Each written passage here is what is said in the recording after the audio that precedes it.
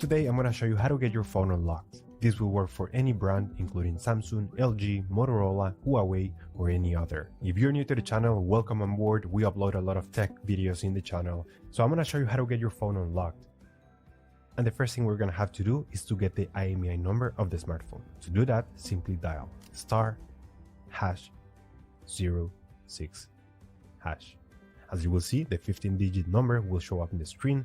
This number is very important. This is a unique number. Sometimes it's also behind the box or in the settings on your phone. Based on this number, we will unlock your phone. So now we're going to switch screens and we're going to proceed to a website. In this website, we will request the unlock to unlock this phone using the IMEI number. So we need to start by filling in the form, brand of your phone, and you will have to insert your 15-digit IMEI number. That's the number we got a few seconds ago. Lastly, you're going to insert your email. That's where you want to receive your unlock code. So make sure you write it down correctly. Very important as well. Here you will have to wait a few days to get your phone unlocked. So once you have received your unlock code in your email, it will look something like this. Now we just need to activate the unlock.